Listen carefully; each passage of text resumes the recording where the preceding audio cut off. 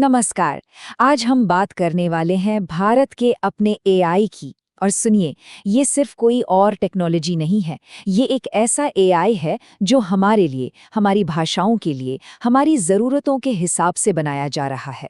तो चलिए देखते हैं कि ये हमारे भविष्य को कैसे बदलने वाला है। बस एक पल के लिए सोचिए, क्या हो अगर एआई हमारे किसानों को बता पाए कि भाई कब और कौन सी फसल लगानी है, या फिर डॉक्टरों की मदद करे बीमारियों को बहुत पहले ही पकड़ने में, और हमारे बच्चों को उन्हें सीखने के एकदम नए और मज़ेदार तरीके मिले। जानते हैं, यही है भारत के एआई मिशन का असली मकसद। ठीक है, तो सबसे पहले एकदम बेसिक सवाल, जब हम एआई या आर्टिफिशियल इंटेलिजेंस कहते हैं तो आखिर इसका मतलब है क्या? इसको ना एक डिजिटल दिमाग की तरह समझिए, एक ऐसा स्मार्ट पार्टनर जो सीख सकता है, चीज़ों में पैटर्न पहचान सकता है और हमारी मदद कर सकता है, बिल्कुल एक इंसान की तरह। और देखिए, इसका मकसद हमें बदलना नहीं, बल्कि हमें और भी काबिल बनाना है। और यहीं पर आती है सबसे मज़ेदार बात, ये कोई बाहर की नकल नहीं है, ये है मेड इन इंडिया एआई। इसे खास तौर पर हमारी हजारों भाषाओं को समझने के लिए, हमारे देश में जैसी इंटरनेट कनेक्टिविटी है उसके साथ काम करने के लिए, और सबसे जरूरी, देश के हर एक नागरिक को आगे बढ़ाने के लिए बनाया जा रहा है। तो सवाल ये है कि इतना बड़ा सपना सच कैसे होगा? अरे भाई, इसके लिए एक बहुत मजबूत बुनियाद चाहिए, है ना? तो चलिए भारत की इस एआई शक्ति की नींव पर एक नजर डालते हैं।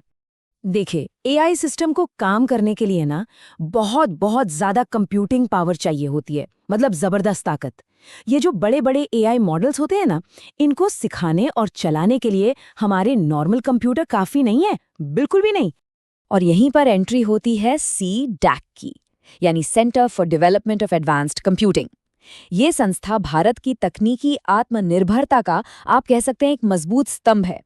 परम सुपर कंप्यूटर से लेकर विशाल एरावत एआई सिस्टम और यहां तक कि हमारी अपनी ध्रुव चिप तक, CDAC ने ही वो पावर हाउस तैयार किया है जो भारत के एआई सपने को असलियत में बदलेगा।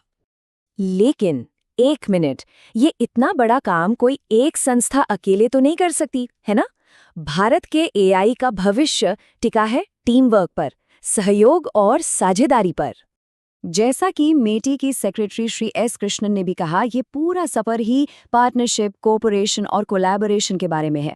मतलब मिलजुल कर काम करना। और यही तो भारत का तरीका है ना? सबको साथ लेकर आगे बढ़ना। और इसी सोच को आगे बढ़ाते हुए CDAC ने पता है क्या किया है? देश के सबसे बेहतरीन संस्थानों के साथ हाथ मिलाया है। इन समझौतों का सीधा सा मतलब ये है कि अब देश के सबसे तेज दिमाग सब एक टीम की तरह मिलकर काम करेंगे। अब जरा इस पर गौर कीजिए। जो बात यहाँ सच में देखने वाली है वो ये है कि ये पार्टनरशिप सिर्फ टेक कंपनियों के साथ नहीं है। इसमें एम्स पटना जैसे हेल्थ इंस्टीट्यूट है, CBSE जैसा एजुकेशन बोर्ड है, HCL जैसी इंडस्ट्री है और IISc बैंगलोर जैसा साइंस का पावर हाउस भी। ये साफ दिखाता है कि एआई देश के हर सेक्टर में बदलाव लाने वाला है। ठीक है, ये सारी बड़ी बड़ी बातें हो गई, लेकिन सवाल ये है कि हम सबके लिए, आम लोगों के लिए इसके क्या मायने हैं? चलिए अब इसे समझते हैं।